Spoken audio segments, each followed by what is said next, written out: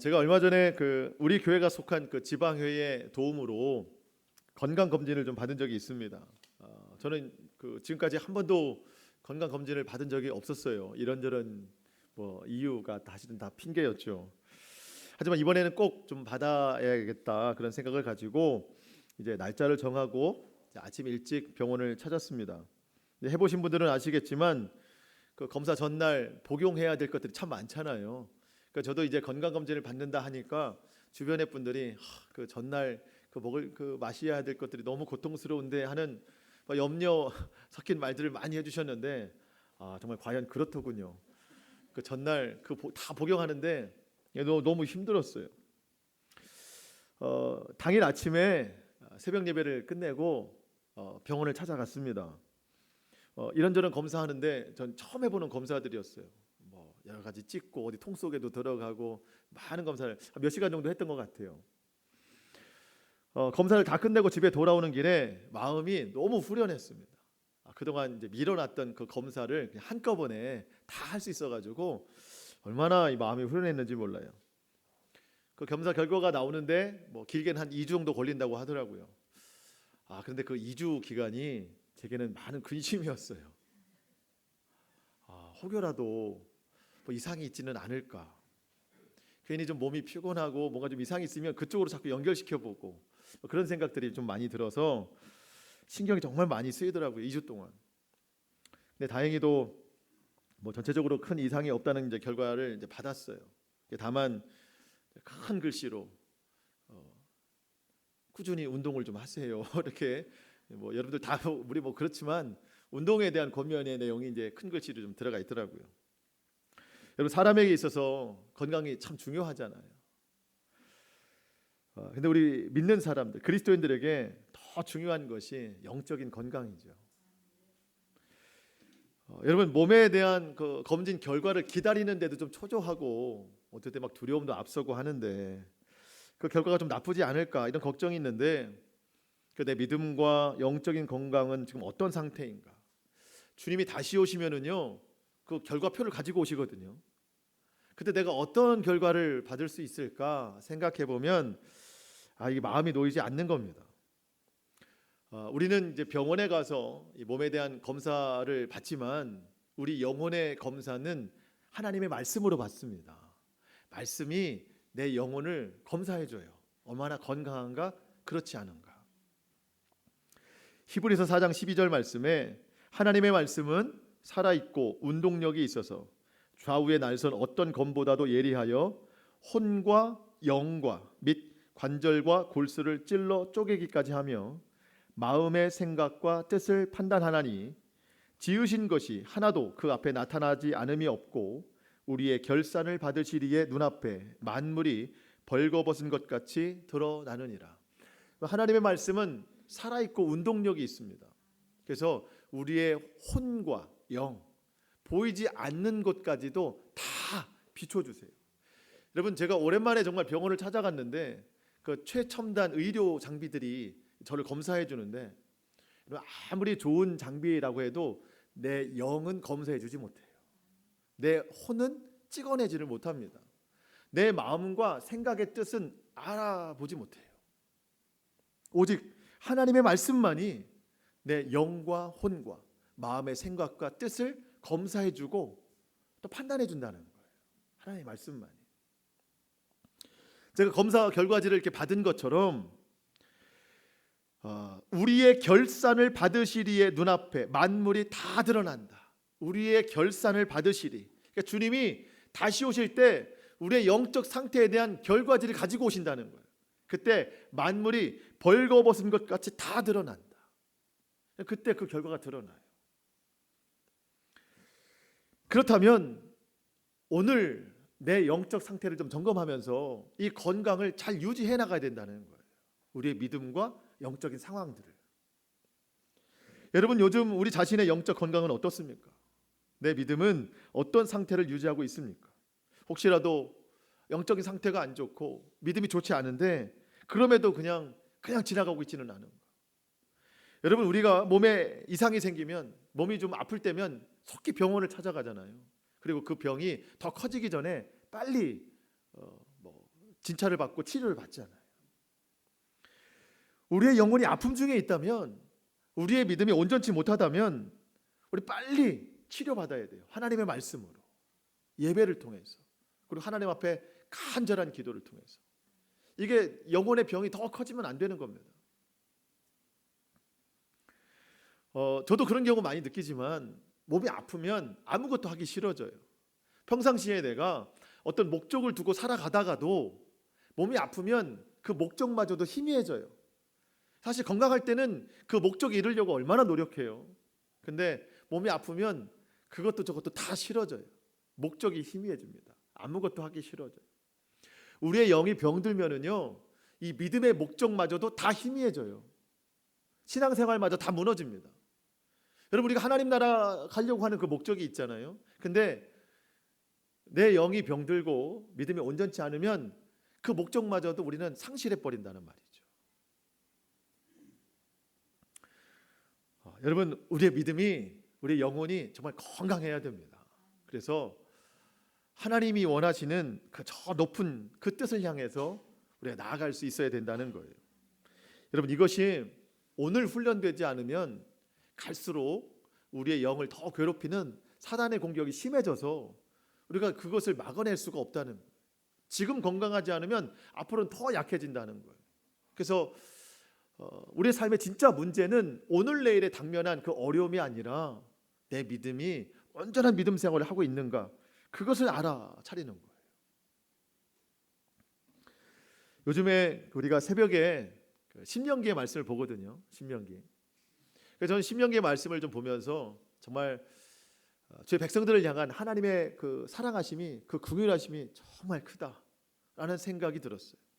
하나님이 신명기의 말씀을 주시면서 얼마나 많은 눈물을 흘리시는가를 막 그 말씀을 통해서 보게 되는 겁니다. 여러분, 신명기에 해당되는 이스라엘 백성들은 출애굽 1세대가 아니고 2세대예요. 1세대는 광야에서 다 죽었어요. 모세를 통해서 애굽에서 출애굽해서 광야를 지나오다가 12명 정탐꾼 이야기, 우리가 잘 아는 가데스 바네아에서 12명 정탐꾼을 뽑아서 가나안 땅을 정탐하고 와라 했는데 10명이서 그런 의견을 내잖아요. 우리가 저 땅에 꼭 들어가고 싶지만 저 땅에 사는 그 민족들은 너무 거대해서 거기에 비하면 우리는 정말 아무것도 아니다. 괜히 그 땅 점령하러 갔다가 그 땅에서 그냥 몰살 당하느니 차라리 이 광야에서 죽는 게 낫다. 모든 백성들이 이 말에 동의를 해서 하나님은 하나님 귀에 들리는 대로 다 행하신다고 그랬어요. 하나님이 어떤 말을 들었어요? 광야에서 죽는 것이 낫다. 그랬더니 하나님이 그 일을 다 행하셨어요. 그래서 이스라엘 백성들이 광야에서 다 죽었어요. 20세 이상 전쟁에 참여할 수 있는 남성들은 거기서 다 죽은 거예요. 하지만 20세 이하가 됐던 어린이들, 청소년들, 그리고 부녀자들, 이런 사람들만 남아 있었어요. 이제 그 어렸던 자녀 세대가 성장을 한 것이죠. 그게 출애굽 2세대입니다. 2세대가 신명기의 말씀에 해당되는 백성들인데 아직은 가나안 땅에 들어가지 않았어요. 요단강을 건너기 전입니다. 딱 모여 있는 백성들에게 하나님이 모세를 통해서 여러 가지를 말씀하세요. 1세대처럼 불순종하면 안 된다. 믿음으로 살아야 된다. 하나님의 말씀에 순종해야 된다. 그러면서 하나님이 이 출애굽 2세대가 앞으로 들어갈 가나안 땅에 들어가서 어떤 일을 이 백성들이 할 것이다라는 것을 예언의 말씀을 다시 해주시는데 참 안타까운 말씀이에요. 뭐냐면 이들이 앞으로 그 땅에 들어가기는 하겠지만 그 땅에 들어가서 그 땅에 많은 풍요에 젖어서 하나님을 잊어버릴 것이다. 그리고 많은 이방신들에게 마음을 뺏겨서 하나님을 버리고 다 이방신을 따를 것이다. 하나님이 그 예언을 지금 해주시는 거예요. 아직 가나안 땅에 들어가기도 전인데 얼마나 가슴 아픈 이야기입니까? 하지만 그때라도 그들이 다시 돌아오면 하나님이 받아주시겠다. 오늘의 이 말을 기억해라. 그런 뜻에서 신명기의 말씀을 주신 겁니다. 여러분, 오늘 그 신명기의 말씀은 믿음의 삶을 사는 우리에게도 동일하게 적용이 됩니다. 여러분, 그들은 아직 가나안 땅에 들어가기 전이에요. 우리도 마찬가지예요. 하나님이 약속하신 하나님 나라 천국에 들어가기 전을 살고 있는 거예요, 지금. 그리고 하나님이 그 백성들에게 그 땅에 들어가면 많은 유혹과 시험이 있을 것이다, 그거 이겨내야 된다 하는 것처럼 믿음으로 살아가는 우리에게 지금도 많은 시험이 있지만 앞으로 갈수록 더 많은 유혹과 시험과 고난이, 핍박이 있을 거라는 것을 말씀을 통해서 얘기해 주시는 거예요. 넘어가면 안 된다. 그 시험에 넘어가면 안 된다. 여러분, 오늘 우리가 정말 바른 믿음으로 살아야 앞으로 있을 많은 시험을 넉넉히 이겨낼 수 있는 겁니다. 그러려면 내 믿음이 건강해야 돼요. 내 영혼이 정말 건강해야 됩니다. 바른 신앙이 필요하다는 거예요. 오늘 내 믿음을 잘 점검해야 됩니다. 신약성경 후반부에 보면 요한 3서가 있는데, 요한 3서 1장 2절 말씀에 사도 요한이 주의 형제들에게 이런 인사를 건네요. 사랑하는 자여, 내 영혼이 잘된 같이 내가 범사에 잘되고 강건하기를 내가 간구하노라.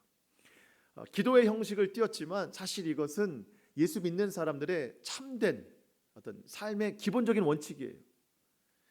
여러분, 우리는 범사가 잘 되기를 노력하는 사람이 아니라 영혼이 잘 되기를 노력하는 사람들입니다.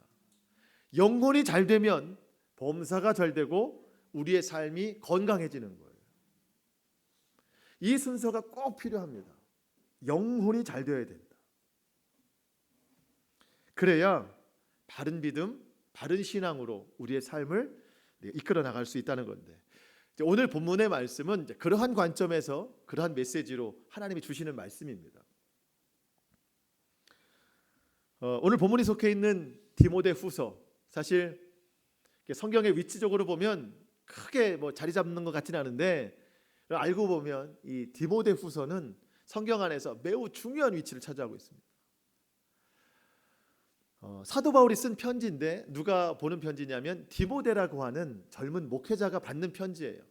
사도 바울이 지금 에베소 교회에서 목회하고 있는 디모데에게 편지를 써요. 에베소 교회에서 목회할 때 어떻게 해야 된다, 어떤 말씀을 가르쳐야 된다, 목회적인 권면으로 쓴 편지가 이제 디모데 전후서인데, 특별히 이 디모데 후서가 성경 안에서 중요한 위치를 차지하고 있는 것은 이 디모데 후서를 딱 쓰고 난 다음에 사도 바울이 순교를 당합니다. 그러니까 마지막 편지예요. 지금 로마의 그 차디찬 감옥 안에서 이 편지를 쓰고 있는 거예요. 예수님을 만난 후에 사도 바울이 많은 편지들을 썼잖아요. 신약 성경에 마태, 마가, 누가, 요한 이 사복음서를 제외하고는 대부분 다 사도 바울의 이야기입니다. 사도 바울이 교회들에게 쓴 편지, 또 오늘 본문처럼 개인에게 쓴 편지. 우리가 잘 아는 것처럼 사도 바울은 이 사도행전 9장에 기록된 것처럼 그날도 예수님 믿는 그 제자들 붙잡으러 다메섹이라는 동네를 가다가 그 길가에서 예수님을 만난 후에 그 예수님의 형상이 너무 눈이 부셔서 3일 동안 눈이 멀었어요. 앞을 보지 못했어요. 먹지도 못했어요. 마시지도 못했어요.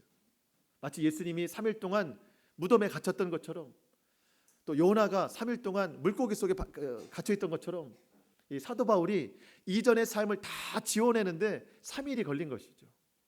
3일 후에 눈을 뜨고 먹기 시작했어요. 그때부터 이전까지는 가장 강력한 예수님의 핍박자였는데 가장 강력한 복음 전도자로 사도 바울이 변하게 됐잖아요. 사도 바울이 이 사도행전 9장 이후로 얼마나 하나님의 일들을 많이 감당했는지 몰라요. 우리가 굳이 설명 안 드려도 다 아는 이야기입니다. 모든 것을 다 하나님 앞에 드린 이 사도 바울이 이제 마지막 순교를 직감하면서 이 로마의 감옥, 그 차디찬 바닥에서 마지막으로 편지를 써요. 달려갈 길 다 마친 후에, 믿음의 싸움 다 싸운 후에 이제 마지막, 얼마나 힘이 없었겠어요. 그 편지를 쓰는데 그럼 어떤 생각이 드세요? 어떤 내용이 들어갈까요? 예수님을 만난 이후로 모든 사명 다 감당해오고 또 주님으로부터 모든 말씀 받은 것, 이 모든 것을 다 압축해서 기록하지 않겠습니까? 그게 오늘 본문의 내용이에요. 한마디로 요약하자면 그거예요. 디모데야, 바른 교훈을 가르쳐야 된다. 이게 디모데후서의 핵심 내용입니다. 어쩌면 사도 바울이 평생토록 주님의 일을 해오면서 압축하고 또 압축한 한마디, 바른 교훈을 받아야 된다. 왜 그런가 했더니 갈수록 바른 교훈을 받는 사람들이 없어진다는 겁니다. 이 바른 교훈이라는 것이 무엇인가? 복음이에요. 구원의 기쁜 소식. 강단에서 선포되는 말씀이 다 복음, 구원의 기쁜 소식. 이것을 전해야 되는데 사람들이 그거를 받지 않으려고 한다는 거예요. 하나님의 말씀을 그저 자기 삶의 필요를 채우는 도구로서 사용한다는 겁니다. 지금 어떤 것이 부족하니까 하나님 이걸 채워주세요라고 하는 것으로 말씀을 갖다 끌어다 쓴다는 거예요. 바른 교훈을 받지 않는다는 겁니다. 오늘 3절 말씀, 4절 말씀 한번 읽어보겠습니다. 때가 이르리니 사람이 바른 교훈을 받지 아니하며 귀가 가려워서 자기의 사욕을 따를 스승을 많이 두고 또 그 길을 진리에서 돌이켜 허탄한 이야기를 따르느니라. 이런 바른 교훈은 구원의 기쁜 소식, 복음이거든요. 그런데 교회 안에서도 이 복음을 받아들이지 않는다는 겁니다. 하나님의 말씀을 기쁨으로 받지 않는다는 거예요. 왜 그런가 했더니 이 사람들이 진리를 떠나서, 복음의 말씀을 떠나서 자기 마음에 자기 사욕의 욕심을 채워줄 그런 스승을 주변에 많이 둔다는 겁니다. 그러니까 왜 그런가 했더니 오늘 표현에 귀가 가려워서 그랬대요. 귀가 가려워서. 이게 무슨 뜻이냐면 자기 본성에 대한 어떤 채움, 자기 욕망에 대한 채움, 이거를 좀 채우고 싶어서 그러니까 귀에 듣기에 좋은 말 해주는 사람, 그런 사람들을 더 가까이 둔다는 거예요. 여러분 우리 안 그렇죠? 여러분 우리 귀가 가려워가지고 내가 듣고 싶은 말만 해주는 사람 옆에 두고 살아갑니까? 여러분 그렇지 않죠? 우린 바른 교훈을 따라 살아가야 됩니다. 하나님의 바른 말씀을 따라 살아가야 됩니다. 저는 이 말씀을 보면서 정말 이 시대의 목회자들이 정말 이 말씀을 정확히 받아들여야 된다고 생각해요. 바른 교훈을 가르쳐야 된다. 그런데 한 가지 더 안타까운 것은 목회자들이 정말 바르게 서야 되는데 목회자를 병들게 하는 것도 성도가 아닌가. 성도들이 바른 교훈을 따르지 않고 자기 사욕을 채워줄 그 말을 해주는 사람을 많이 옆에 둔다는 겁니다. 성도들이 그런 유혹을 자꾸 하면 목회자들도 변질될 수밖에 없는 거예요. 물론 목회자가 먼저 바로 서야 되는 것이죠. 그러니까 저와 여러분이 각각 노력해야 되는 거예요. 저는 언제든지 바른 교훈을 가르치려고 늘 노력해야 되고 여러분들도 바른 교훈 받으시려고 노력하셔야 됩니다. 자꾸 저한테 이상한 요구를 하시면 안 돼요. 갈수록 바른 교훈을 들으려고 하지 않는데요. 자꾸 귀가 가려워서 자기 귀를 긁어줄 말씀. 주님 제가 이렇게 이번에 좀 필요한데 이건 필요한 말씀에 이걸 좀 채워줄 말씀을 좀 주세요. 제가 이거 좀 필요한데 이것에 대한 기도를 할 수 있는 말씀을 주세요 하면서 다 뭔가 주문처럼 그렇게 말씀을 그렇게 사용한다는 거예요. 여러분 우리에게 바른 교훈이 정말 필요한 이유는 그 말씀이 있어야 내 영을 점검할 수 있다는 거예요. 내 믿음을 점검할 수 있다는 겁니다. 지금 내 믿음이 건강한지 아니면 병들어 있는지. 여러분 우리가 언제 믿음이 온전해진가 보면 다시 오실 예수 그리스도 그분과 함께 나는 하나님의 나라에 들어갑니다. 이 분명한 소망을 가지고 그 소망이 오늘의 삶을 견뎌내고 이길 때 내 믿음이 정말 온전하다 말할 수 있는 겁니다. 여러분 지난 한 주간 동안 살아오시면서 여러 가지 얼마나 많은 힘겨운 일들이 있으셨어요. 어쩌면 지금 자리에 앉아있는 이 순간에도 우리의 마음이 그 일들 때문에 얼마나 불편하겠어요.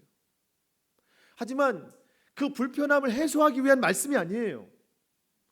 말씀의 근본적인 목적은 복음이에요. 구원입니다. 주님 다시 오실 그때 살아있는 자나 죽은 자나 모든 일을 심판하시는 예수 그리스도의 나타나심, 그 날을 기대하면서 그 날에 대한 소망이 오늘을 살게 하는 겁니다. 그렇지만 내가 가지고 있는 이 문제들 이거 어떻게 할 수 없잖아요. 이거는 하나님 앞에 다 맡겨드려야 됩니다. 하나님은요 우리 마음의 고통과 삶의 여러 가지 문제들을 절대 모른 채 하시지 않습니다. 하나님이 다 해결하세요. 하나님이 해주실 것을 여러분 믿고 주님 앞에 그저 바른 믿음, 바른 교훈으로 살 것을 결단하시면 됩니다. 광야를 지나가는 이스라엘 백성들을 이끌어갔던 것이 분명 하나님이시긴 한데 하나님이 어떤 방법이셨느냐? 밤에는 불기둥으로, 낮에는 구름기둥으로 그 백성들을 인도해 나가셨습니다.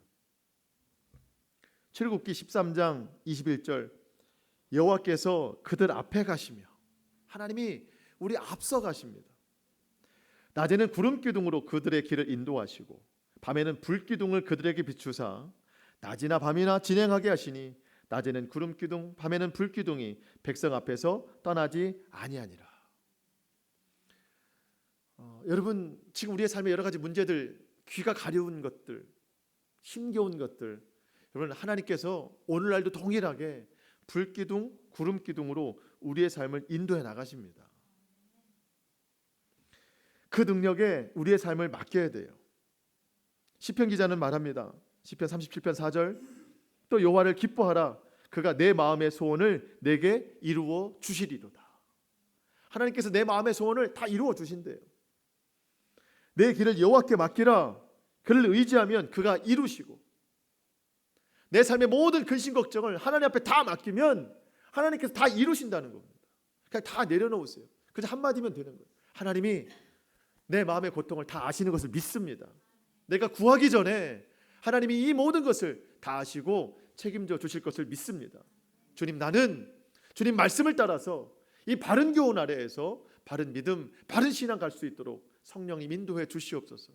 사실 이 결단이 우리에게 더욱 필요하다는 겁니다. 우리가 본 4절의 말씀을 보니까 사람들이 진리에서 그 귀를 돌이켜서 허탄한 이야기에 다 빠진다는 거예요. 세상 이야기, 세상 풍조에 다 빠진다는 겁니다. 여러분 하나님의 말씀이 들리십니까? 하나님의 말씀이 들리세요? 혹시 안 들린다면 내 마음이 허탄한 데 빠져 있어서 그런 거예요. 물론 목회자를 통해서 들리는 설교의 말씀이 정말 잘 들려야 되겠죠. 하지만 말씀은 늘 내 마음이 중요해요. 내 마음의 중심이 어디 있느냐.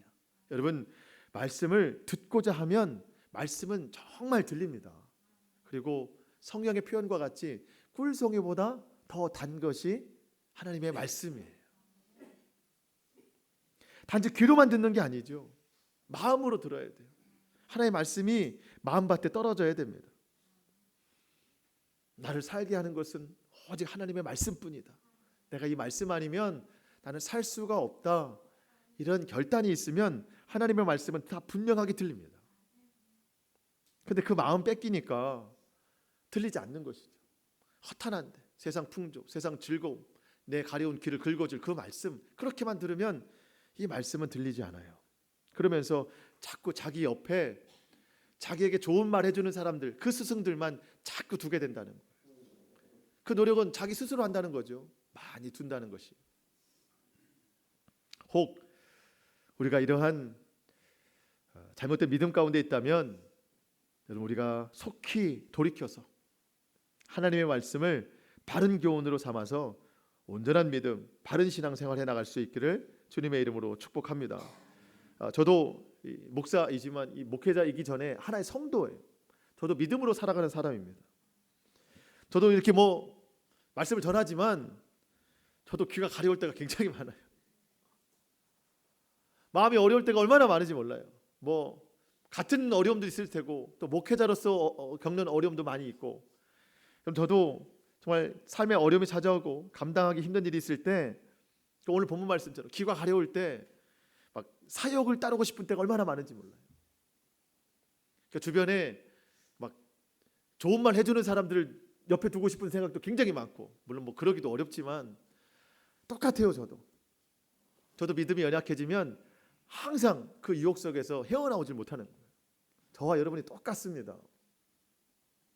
그런데 그런 가운데 이 바른 믿음, 바른 신앙 지켜나가는 것이 얼마나 어려운지 이 사도 바울이 디모데에게 해주는 권면을 보면 우리 간접적으로 알 수 있어요. 무슨 얘기냐면 바울이 그런 얘기예요. 디모데야, 그 교회에서 목회하는데 네가 바른 교훈을 가르쳐도 사람들이 듣지 않을 거다라는 거예요. 하지만 때를 얻든지 못 얻든지 바른 교훈을 늘 가르쳐야 된다. 듣든지 안 듣든지 너는 그것을 힘써야 된다. 내게 필요한 것이 오래 참음이다. 참지 않고는 아마 잘 듣지 않을 것이다. 안타까운 이야기지만 그때나 지금이나 우리나 다 똑같은 것 같아요. 그게 오늘 2절 말씀이거든요.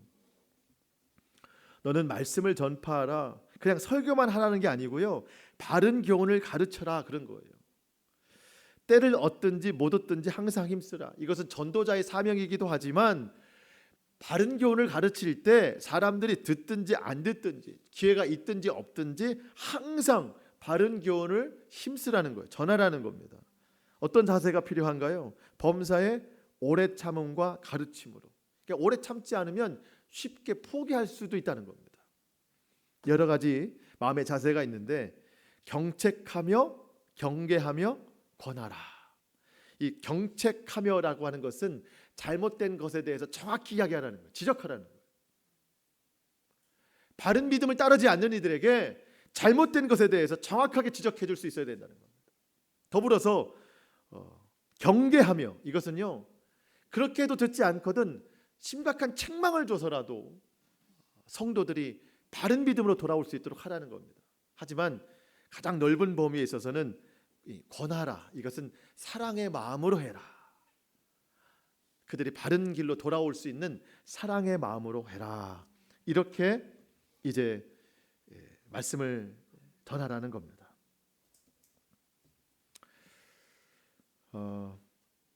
바울이 디모데에게 준 목회적 권면이지만 저도 이것을 오늘 믿음으로 받습니다. 저도 여러분에게, 물론 저도 그렇지만 저는 우리 성도들이 정말 바른 교훈을 따라 살아갔으면 좋겠어요. 근데 사실 뭐 책망하거나 지적하는 거 너무 힘든 일이에요, 사실은.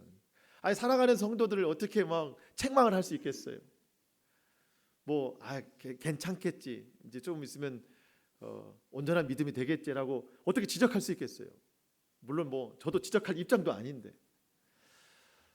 하지만 더 넓은 범위로 보면 주님께서 우리에게 다시 오실 때 이 영적 건강의 진단표를 가지고 오시는데, 그때 잘못된 진단이 나오기 전에 오늘 우리가 점검해야 되는 것이 훨씬 낫겠다 하는 생각이 들어서 저와 여러분이 서로 경책하고 경계하면서 권하는 그런 마음이 있어야 되겠어요.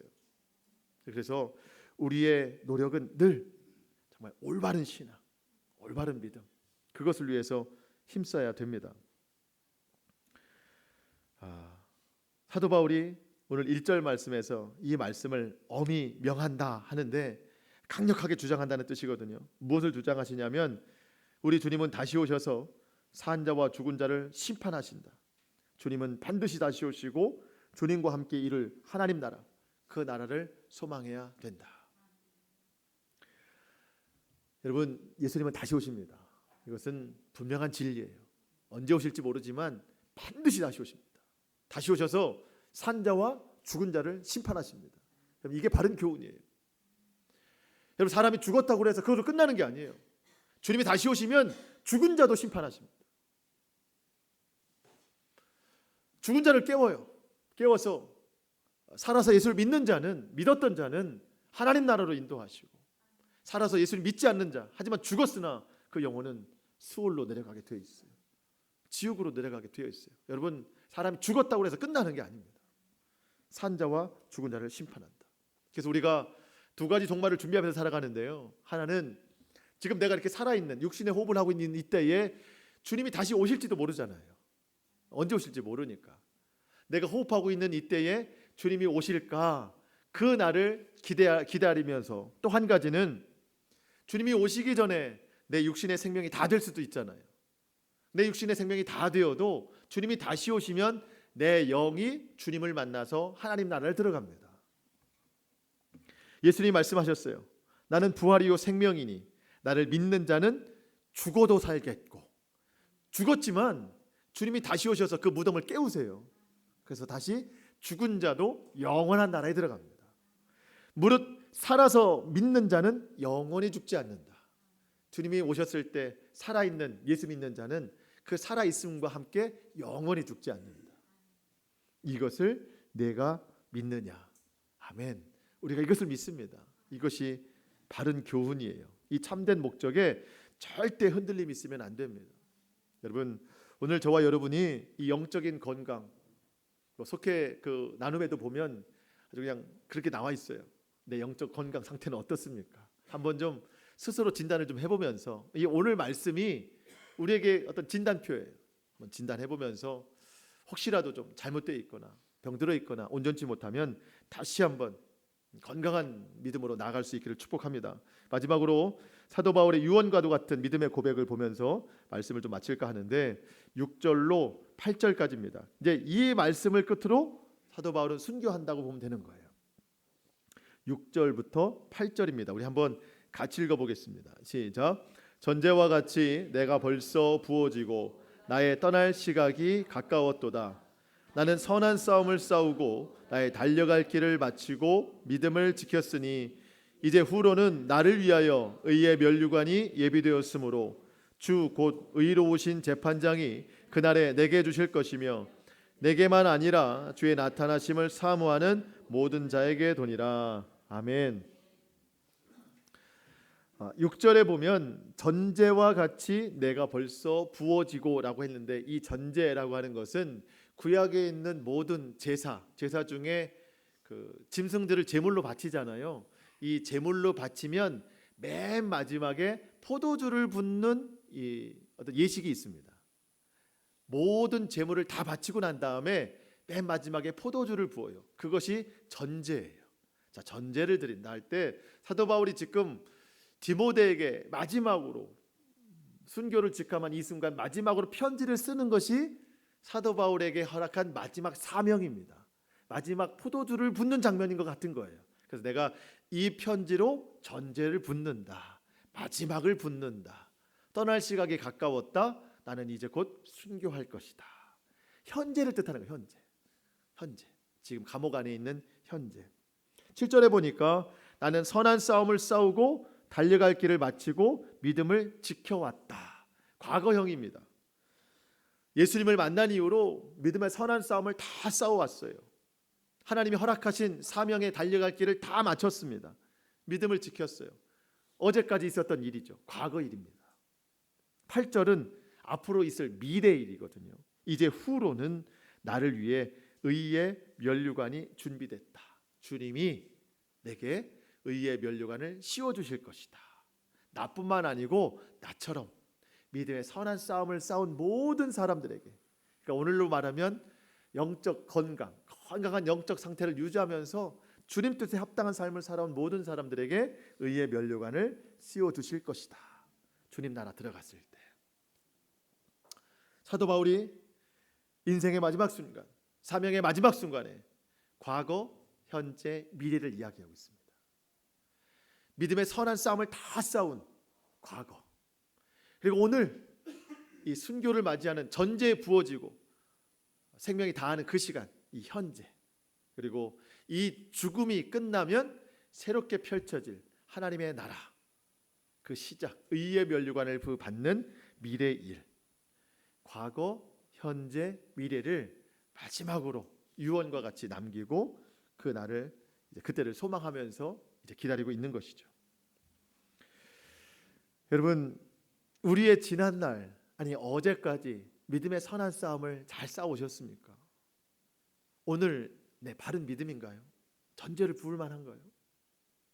혹시라도 어제, 오늘이 내 온전치 않은 믿음이라면, 병들어 있는 믿음이라면 오늘 다시 한번 우리 영적 건강 검진을 받았다 생각하고 다시 한번 믿음의 노력을 해나갈 수 있기를 축복합니다. 여러분, 오늘도 시간이 지나면 과거가 되잖아요. 그때 오늘이라는 과거를 좀 생각해 볼 때, 그래, 그때부터 내가 믿음의 선한 싸움을 싸웠지 라고 오늘이 회상될 수 있도록 오늘 다시 한번 우리가 건강한 믿음으로 나아갈 수 있기를 축복합니다. 여러분, 앞으로 더 많은 믿음의 방해 요소들이 많아져요. 지금도 얼마나 우리를 유혹하는 게 많습니까? 근데 앞으로는 더 많아져요. 지금 우리가 믿음이 온전치 않으면 앞으로는 더 무너지게 마련입니다. 하나님이 그것을 예비하시면서 오늘 우리에게 이 말씀을 주셨다고 믿고 우리가 건강한 믿음으로 앞으로 있을 모든 유혹과 핍박과 어려움이라도 이 바른 교훈으로 모든 것을 이겨나가면서 그렇게 하나님 나라를 향해 하루하루 나아가는 믿음의 순종의 삶이 될 수 있기를 주님의 이름으로 축원합니다. 아멘. 우리 기도하겠습니다.